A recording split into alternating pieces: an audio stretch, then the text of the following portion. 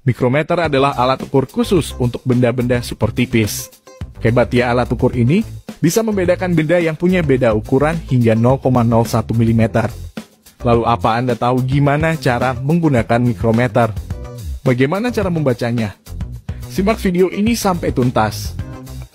Di bagian pertama kita akan belajar bagaimana cara menggunakan mikrometer agar hasil pengukuran tepat dan akurat. Namun sebelum dipakai, mikrometer harus dikalibrasi terlebih dahulu. Proses kalibrasi dilakukan untuk menempatkan kedua skala yang ada pada mikrometer. Caranya sangat mudah. Untuk mikrometer ukuran 0 sampai 25 mm, Anda cukup putar handle ini sampai poros ini mentok. Jika sudah mentok, maka akan terdengar bunyi seperti ini. Lalu, pastikan garis tengah ini lurus dengan angka 0. Jika tidak lurus, putar skalanya menggunakan kunci khusus. Setiap mikrometer pasti dilengkapi dengan kunci kalibrasi seperti ini. Masukkan tonjolan ini ke lubang yang ada pada skala utama.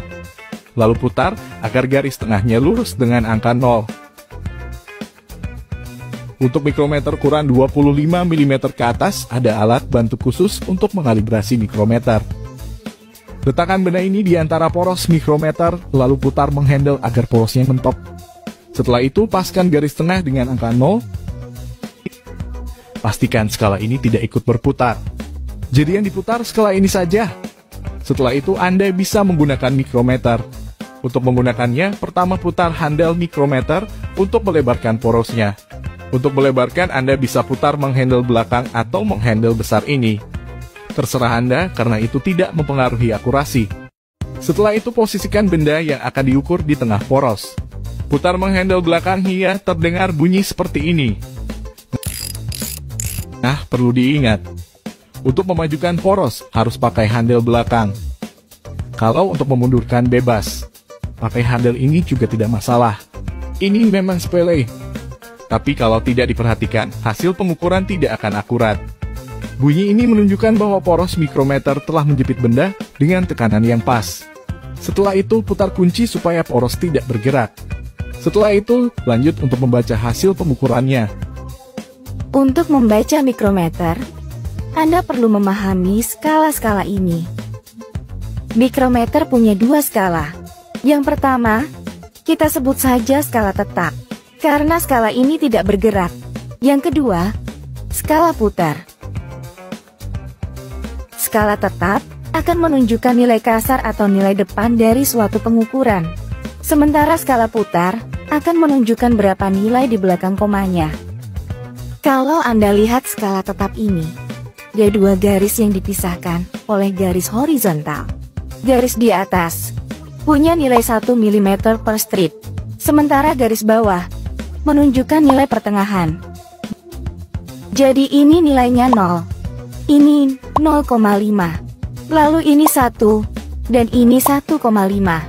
Ini 2, dan ini 2,5 dan seterusnya.